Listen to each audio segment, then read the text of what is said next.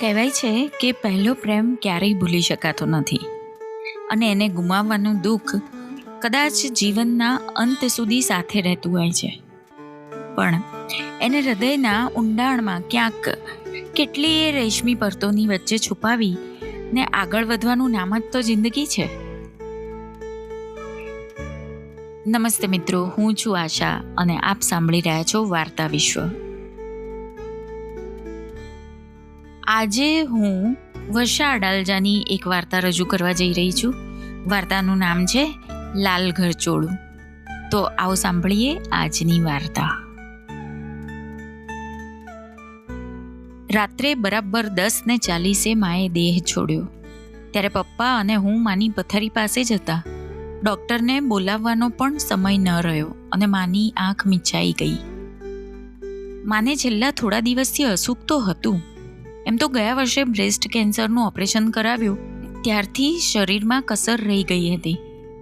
મારી કોલેજની છેલ્લા વર્ષની પરીક્ષાઓ પૂરી થઈ ગઈ હતી, છતાં હું રખડવા ઉપડી નથી ગઈ. પપ્પાએ દિલ્હી જવાનું રદ કરેલું. માએ તો આગ્રહ કરેલો, અમી, તારી બહેનપણીઓ સાથે તું મહાબળેશ્વર ન ગઈ અને તમે પણ કેમ નથી જતા? તમને લોકોને એમ છે કે તમે બે દ્વારપાળની જેમ ખડે પગે ઊભા રહેશો એટલે મૃત્યુ નહીં આવે. માં પ્લીઝ. એમાં પ્લીઝ શું? બબડતી માં પડખું ફરી ગઈ હતી. હું ન ગયો એમાં તમે ક્યાંની ક્યાં વાત લઈ જાઓ છો સુશીલા, કહેતા પપ્પા અંદર ચાલી ગયા. હું સૂનમૂન ઊભી રહી ગયેલી. આવા દ્રશ્યોની મારે મન ક્યાં નવાઈ હતી. નાનપણથી જ મા અને પપ્પા વચ્ચે કદી ઝઘડો, ઉગ્ર ચર્ચા કે સાધારણ મનદુખ સુદ્ધા જોયું નહોતું. તો હરખાઈ ઉઠું એવા સ્નેહના દ્રશ્યોએ ક્યાં જોયા હતા? ઘરમાં એક અજબ નિર્જીવ શાંતિ રહેતી. મા કશું કહેતી એમાં પપ્પા તરત સંમત થઈ જતા અને પપ્પાની હામાં માનો સૂર ભળેલો જ હોય. ગેલ ગમ્મત કે મસ્તીનો તો સવાલ જ નહોતો. સામે જ મા નિશ્ચેતન સૂતી હતી, માથું એક તરફ ઢળેલું, હાથ પલંગ નીચે લટકતો. મૃત્યુ સાથે આ મારો પહેલો મોહ મેળાવ. પપ્પા સોફામાં ઢગલો થઈ ગયેલા. હું ખૂબ ગભરાઈ ગઈ હતી. રડવાને બદલે હું ચીસો પાડતી બાજુમાં ચારુકાકીને ત્યાં દોડી ગઈ અને ઉપરા ઉપરી બેલ દબાવતી રહી. તરત બારણું ખુલ્યું. હું કશું ન બોલી શકી, પણ મને છળી ગયેલી જોઈ ચારુકાકી તરત જ આવ્યા. પછી તો મકાનના બીજા લોકોએ આવ્યા. હું ખૂણામાં ભરાઈ ગઈ. ચારુકાકી મારે માથે હાથ ફેરવી મને હિંમત બંધાવા લાગ્યા. જુઓ તો ખરા, છોકરી આઘાતથી ઢીંગરાઈ ગઈ છે, રડી પણ શકતી નથી. અમી બેટા, હવે તારે જ બધું સંભાળવાનું છે. અશ્વિનભાઈને તારે ટેકો કરવાનો છે. ચાલ, ટેલિફોનની ડાયરી લઈ લેજો. સગાવાલા બધાને ફોન કરતો. મારામાં થોડો જીવ આવ્યો. ફોનની ડાયરી લઈ પપ્પાને પૂછીને ફોન કરવા લાગી. પપ્પા તો એટલા ઢીલા પડી ગયા હતા કે મને કશો જવાબ કે સૂચન આપી શકે તેમ જ નહોતા. મને સૂઝ પડી, એને સંદેશો આપી દીધો. કોઈ અનુભવીએ આખી ઘટનાનો દોર ફટાફટ હાથમાં લઈ લીધો હતો. ડૉક્ટરના સર્ટિફિકેટનું શું?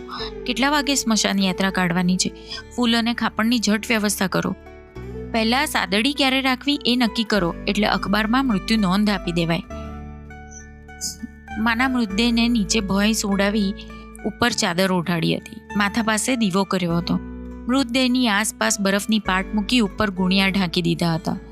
કોઈએ રસોડામાં જઈને માટલું ઊંધું કરી મૂક્યું હતું. માસી માસા આવી ગયા. માસી ખૂબ રડતા હતા. થોડાક નજીકના બીજા સગાઓ પણ આવી ગયા. થોડીવાર વાતાવરણ ભાર જલ્લું રહ્યું. મારી આંખ ભીની થઈ ગઈ હતી, પણ મને ધ્રુસકે રડવું આવતું નહોતું. ચારુકાકીએ શ્રી કૃષ્ણ શરણમ મમ્માની ધૂન ઉપાડી. સૌ સાથે ગાવા લાગ્યા. થોડીવાર પછી ધૂન પણ બંધ થઈ ગઈ. બસ, હવે આખી રાત આમ જ બેસી રહેવાનું હતું. સ્મશાન યાત્રા સવારે હતી. થોડીવાર ધીમે અવાજે વાતો થતી રહી. સુશીલાબેન ભલો જીવ, શાંત અને સહનશીલ. ઓપરેશન વખતે હું હોસ્પિટલમાં એક રાત રહેલી ને, સખત દુખાવો, પણ એક અક્ષર ન બોલે. અમે ભુજ ગયા હતા લગ્નમાં. વરઘોડામાં ચાલતા એમને વીછી કરડ્યો હતો. શું બિચારા છટપટે પણ એક ચીજ સાંભળી નથી. વાતનો દોર પૂર્ણિમાના તારની જેમ લંબાતો જતો આખરે તૂટ્યો. નીરવ રાત્રિમાં હમણાં જ અહીંથી ચાલી ગયેલા મૃત્યુનો પદ્રવ સ્પષ્ટ સંભળાતો હોય એમ મને લખલખું આવી ગયું. મેં ગોઠણમાં માથું ખોસી દીધું. ચારુ કાકી મારી પીઠે હાથ પસવારતા બોલતા હતા, બેટા છાની રહેજો, માં જાય તો છાતી સમાણો ઘા, ઉપરવાળાને ગમ્યું તે ખરું. મારી સુક્કી આંખોમાં બળતરા થતી હતી. ચારુ કાકીએ એમના ઘરે ચા મૂકી હતી. માસીએ બધાને ચા પીવા જવાનો આગ્રહ કર્યો. આખી રાત કાઢવાની હતી. વારાફરતી સૌ ચા પીવા ઉઠ્યા. પપ્પાને ખૂબ પરસેવો થતો હતો. એમને મેં કોફી બનાવી પરાણે પાઈ અને હું ચા પીવા ગઈ. ચારુ કાકીના પુત્રવધુ શીલાભાભી હજી જાગતા હતા. એમની નાનકડી દીકરી મસ્તીએ ચડી હતી. એને ઊંઘાડવા ભાભી કંઈ કેટલાય વાના કરતા હતા. મને થતું હતું, મને માએ આમ રમાડી હશે, મને ચાંદાપોળી કરી હશે. સ્મૃતિના ધૂંધળા દર્પણમાં એવું એકેય દ્રશ્ય મને દેખાતું નહોતું. હું ઘરે આવી. ચારુ કાકી દીવામાં ઘી પૂરતા હતા. માસી માસા અને બીજા થોડા લોકો બેઠા હતા. બાકીના લોકોને જરાવાર આડે પડખે થવા માસાએ આગ્રહ કરીને અંદર મોકલ્યા હતા. હું પણ થોડી વાર સૂતી, પણ ઊંઘ ક્યાંથી આવે? જાત જાતના વિચારોથી માથું એકદમ ભારે થઈ ગયું હતું. જાણે હમણાં ઉલટી થશે એવી બેચેની થતી હતી. હું મોટી થતી ગઈ ત્યારથી કદી મમ્મીને વળગીને સૂઈ ગઈ હોવું એવું મને સાંભળ્યું નહીં. આજે સૂતી હતી એમ જ, એકલી, અને પપ્પા પણ એકલા. ચમકીને હું બેઠી થઈ ગઈ.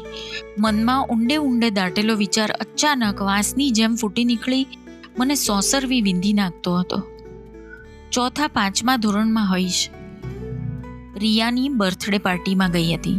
એણે મને નવા ઘરમાં ફેરવી હતી. એક મોટો બેડરૂમ બતાવતા બોલી હતી, આ મારા મમ્મી ડેડીનો બેડરૂમ. મને નવાઈ લાગી હતી. પોતાના પપ્પા અને માનો અલગ બેડરૂમ કેમ હતો? અલગ બેડરૂમનો મતલબ સમજવા જેટલી મોટી થઈ ત્યારે રાત્રે ઘણીવાર જાગી જતી. છાનું માનું જોતી, મા અને પપ્પા એકમેકના બેડરૂમમાં જાય છે કે કેમ. મારી જાત પર મને શરમ આવતી, પણ કુતૂહલ રહ્યા કરતું. પછી તો નરી આંખે ન દેખાય એવું અલગપણું ઘણી વાતોમાં મને દેખાતું. હું મારી અને પપ્પાની દયા ખાતી અને મમ્મી પર ખૂબ ગુસ્સો આવતો. કોઈક વાર મમ્મીને ખૂબ હલબલાવીને પૂછવાની ગાંડી તૂર ઈચ્છા થઈ આવતી, માં તું આવી કેમ છે? તારી બધી ઇન્દ્રિયો, હૈયું, મુખ અને બધીર કેમ છે? પણ હું એ પણ જાણતી હતી કે આખો વ્યાયામ વ્યર્થ હતો. માં જેવી હતી એમ જ રહેવાની હતી. હું બહારના ઓરડામાં આવી અને ચારુ કાકીને પરાણે આરામ કરવા મોકલ્યા. હું માસીની પાસે બેસી ગઈ. એમણે સ્નેહથી મને પડખામાં લીધી. માસીને ત્યાં હું કોઈ વાર રહેવા જતી. મને ત્યાં ખૂબ ગમતું. બંને હસમુખા અને ઉષ્માપૂર્ણ. એક દિવસ માસીએ જૂના ફોટાઓનું આલ્બમ કાઢ્યું હતું. નાના ભાઈ બહેનોની તોફાન મસ્તીના કેટલાય ફોટાઓ હતા. માસીએ કહ્યું હતું, બધા ભાંડરડામાં સુશીલાબેન બહુ જ મસ્તીખોર. ગિલ્લી દંડામાં એને કોઈ ન પહોંચે એવી આબેહૂબ નકલ કરીને હસાવે. હું આશ્ચર્યથી ફોટામાંની એ મસ્તીખોર છોકરીને જોઈ રહી હતી. આ માં હતી? મારી માં? મેં કહેલું, જાઓ માસી, માં અને વળી મસ્તી, તોફાન? મેં તો માને ખિલખિલ હસતા કદી જોઈ નથી. એ તો ભાઈ બહેનોનો ઘરનો ભાર એના પર જલ્દી આવી ગયો ને એટલે એવું લાગે. અમારા બા સંધિવાથી પથારીમાં જ રહેતા. હું દલીલ કરતી, પણ એથી કંઈ માણસ લાગણી વગરનું થઈ જાય? તમને ખબર છે, કોલેજના નાટકમાં એક રોલ માટે મારે ઘરચોળું પહેરવાનું હતું. ઉત્સાહમાં માને પૂછ્યા વગર એનો કબાટ ખોલ્યો. માએ જોયું, કેટલી ચીડાઈ અને પછી મને મનાવી કે એનું ઘરચોળું બગડી જશે, કિંમતી છે, નાટકમાં ન પહેરાય. અંતે પપ્પાએ મને ડ્રેસવાલાને ત્યાંથી ભાડે લાવીને આપ્યું હતું. માસીને તરત શો જવાબ આપવો તે સૂઝ્યું નહીં. એમ પણ હોય બેટા, મોટી બહેન બીમાર રહેતા હતા એટલે આવો સ્વભાવ થઈ ગયો હોય. પણ દિલના કેટલા ભોળા અને પ્રેમાળ. પ્રેમાળ શબ્દ સાંભળી માસીના મોં પર જ મારે ખડખડાટ હસી પડવું હતું. હું માંડ ચૂપ રહી હતી. માસીને મા પર બહુ ભાવ હતો, એની મને ખબર હતી. માસીની હૂંફમાં હું આંખો બંધ કરીને બેઠી હતી. આંખ ખુલી જતી અને સફેદ ચાદરવાળો માનો દેહ દેખાતો. મનમાં થતું કે મૃત્યુ વખતે એ વ્યક્તિના આવા મંદુકના પ્રસંગો યાદ ન કરાય. પણ તો શું કરું? વીણી ચૂણીને થોડી બાદ કરતાં મારી પાસે સુખદ મધુર સ્મૃતિઓનો ભંડાર તો નહોતો. એમાંય આ તો માં.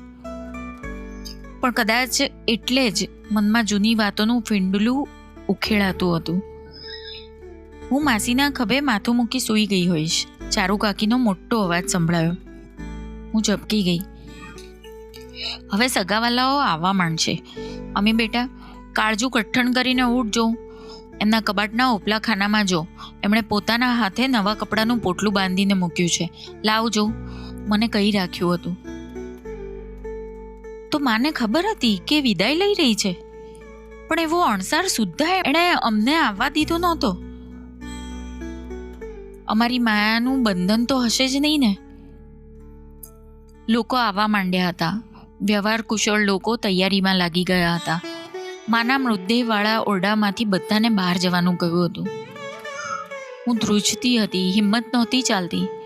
માસી અને બીજા 1-2 બહેનોની મદદથી માના કપડાં માંડ કાઢ્યા. ભીના ટુવાલથી મૃતદેહને મેં સ્પંજ કર્યું. માસીએ નવા કપડાં પહેરાવ્યા. કંપાળે કંકુની પિયળ કરી. બહાર ચાલીમાં નનામી તૈયાર થતી હતી. પપ્પા અંદરના રસોડામાં ગૂંચવળ વળી હતબુધ બેઠા હતા. અંદર આવીને કોઈ નવી શાલ આપી ગયું. ચારુ કાકીએ બાજુ પર મૂકી દીધી. શાલ શું કામ ઓઢાડવાની? સુશીલાબેન તો સુવાસણ હતા. અમી બેટા, એમનું લાલ ઘરચોળું બાંધણી કંઈક તો હશે, કબાટમાં જોતો. મને ન ખબર હોય? માનું લગ્નનું ઘરચોળું અકબંધ છે. ખરેખર મેં તો કોઈ દિવસ એમને પહેરેલા જોયા જ નહીં. એક તો અસલ રેશમનું અને પાછી એમની સાચવણ સરસ જ હશે. લઈ આવતો. હું માના ઓરડામાં ગઈ અને આજ સુધી મારે મન રહસ્યના ભંડાર જેવો કબાટ ખોલ્યો. ઓહ, જાત જાતની વસ્તુઓથી ભરચક અને કેટલો વ્યવસ્થિત ગોઠવેલો. હંમેશા દૂરથી અલબ જલબ જોયેલો. હેંગરમાં અને થપ્પીઓ કરેલી સાડીઓ, બ્લાઉઝ, પરફ્યુમ્સ, પર્સ, ચાંદીની નાની નાની કેટલીય નકશીકામની ચીજો. શાળામાં હતી ત્યારે આ બધું જોવાનું, વીખવાનું કેટલું મન થતું. ચાવી કબાટમાં ભરાવું કે માં આવી પહોંચે. તારે શું જોઈએ છે મને કે, તું ફેંદી નાખીશ. મને ખરાબ એ વાતનું લાગતું કે શું માની ચીજ પર મારો કોઈ અધિકાર નહોતો. હું નીચે બેસી ગઈ. નીચેના ખાનામાં ભારે સાડીઓ સફેદ મલમલના કપડામાં વીંટાળીને મૂકી હતી. તેની નીચે એક સાડી અલગ કપડામાં વીંટાળીને મૂકેલી. એમાં જ ઘરચોળું હતું. મેં બહાર કાઢી કપડાની ગળ ખોલી. અત્યારે માં હોત તો દોડથી આવીને જૂટવી લેત. ન આપવા માટે જાત જાતના બહાના બતાવત. મનમાં કડવાશનું એક ટીપું પણ રેલાઈ ગયું. અત્યારે માં નિર્જીવ સૂતી છે. શો અર્થ હતો આ બધું સાચવી રાખવાનો? શા હીરા મોતી ટાંગ્યા હશે આ ઘરચોળામાં કે મને હોંશથી પહેરવા ન દીધું? અને જો કેવા પ્રસંગે એને કામ આવ્યું. માં હસીને મને મનાવવામાંથી હતી. અરે, મારી દીકરીને તો લગ્નમાં એટલું સરસ ઘરચોળું પહેરાવીશ કે રાણી જેવી લાગશે. હું સમજી ગઈ હતી કે આ બધું ઉપર છલ્લું જ હતું. કપડાની ગળ ખોલી ઘરચોળું કાઢ્યું અને હું ચકિત બનીને જોતી જ રહી ગયેલી. લાલ ચટક કંકુ વર્ણું પોત, હાથનો બંધેજ, સોનાના સાચા તારથી મોટી કિનાર અને પાલવમાં વેલ બુટ્ટા ગૂંથેલા, વચ્ચે ઝીણા સોનેરી બાદલા છાંટેલા. મેં હળવા હાથે ખોલ્યું. ગળી અકબંધ રહે એ માટે અંદર કાગળ મૂકેલો. ઓહ, એ દિવસે માએ પહેરવા આપ્યું હોત તો સૌ આભા બનીને જોઈ રહ્યા હોત. હવે તો પહેરવા મળવાનું નહોતું. મારું મન કાબૂમાં ન રહ્યું. ગળ ખોલી નાખી મેં જરી ભરેલો પાલવ ખભે નાખી માથે ઓઢ્યો. હું મારા પર મુગ્ધ બનીને જોઈ રહી. બહારથી બૂમ પડી, અમી! મેં ચમકીને ઘરચોળું ઉતારી નાખ્યું. વાંકી વળીને હાથમાં લેવા જાઉં તો એમાંથી સરી પડેલા એક ગડી કરેલા નાના કાગળ પર મારી નજર પડી. મેં હાથમાં લીધો. પીળો પડી ગયેલો જૂનો કાગળ. કોઈ બિલ કે એવું કશું સાચવીને રાખ્યું હશે. મેં કાગળની ગળી ખોલી, ઉતાવળે નજર ફેરવી અને મારા પગ મૂળિયા બની જમીનમાં ઉતરી ગયા હોય એમ હું સ્તબ્ધ બની જડાઈ ગઈ. વાલી સુશી, આપણે છૂટા પડવાનું જ છે એવું નિયતિનું નિર્માણ લાગે છે. તારા માતા પિતા આપણા લગ્ન માટે ન જ માન્યા અને ઘર છોડી દેવા જેવી તારી સ્થિતિ નહોતી. નાના ભાઈ બાંડુ અને બીમાર માં. હવે તું પરણીને બીજાની થઈ રહી છે, ત્યારે તારા સુખી સંસાર માટે તને આશીર્વાદ. તારાથી 1 વર્ષ મોટો છું ને, મારા મનમાં કોઈ કડવાશ નથી. તને એક ઘરચોળું ખૂબ ગમેલું યાદ છે ને? આપણા લગ્ન પર પહેરવાની તને ખૂબ ઈચ્છા હતી. તને અંતિમ ભેટ મોકલાવું છું. તારા લગ્નમાં એ જ પહેરજે. હવે આપણે ક્યારેય નહીં મળીએ, એકમેકની ખબર પણ નહીં રાખીએ. મને વિદાય આપ. તને ખૂબ ચાહતો. અક્ષરો ઉકલતા ન હોય એમ હું ફરી ફરી કાગળને જોઈ રહી. પછી અચાનક બધું સ્પષ્ટ થઈ ગયું. માનો ઉદાસ ભાવવિહીન ચહેરો નજર સામે આવી ગયો. કેટલા વર્ષો સુધી માં દુજતા જખમ સાથે જીવી, એ સંજોગો સાથે સમાધાન ન કરી શકી. એને થયેલો અન્યાય અને એણે મને અને પપ્પાને કરેલો અન્યાય. સંબંધોના માપતુલમાં કયા કાટલા ખોટા હતા, કયા સાચા હતા? હવે બધાનો અંત આવી ગયો હતો. હવે ન પીડા ન જીવન. મેં કાગળના ટુકડા કરી મુઠ્ઠીમાં દબાવી દીધા. ઘરચોળું બહાર લઈ આવી અને માના મૃતદેહને ઓઢાડી દીધું. હું એકે ટસે જોઈ રહી. માં ખૂબ સુંદર લાગતી હતી. પપ્પાએ પ્રદક્ષિણા કરી હાર પહેરાવ્યો અને માના પગે માથું મૂકી રડી પડ્યા. મેં માના મૃતદેહ પર ફૂલો પાથરી દીધા, સાથે કાગળના ટુકડા મૂકી દીધા.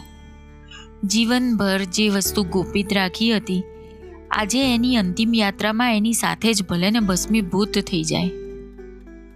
શ્રી રામ બોલતા નનામી ઉંચકાઈ અને હું ધ્રુસકે ધ્રુસકે રડી પડી. તો મિત્રો, આ હતી આજની વાર્તા. મને આશા છે કે આપને આ વાર્તા ખૂબ જ ગમી હશે. ફરી મળીશું એક નવી વાર્તા સાથે. ત્યાં સુધી આવજો.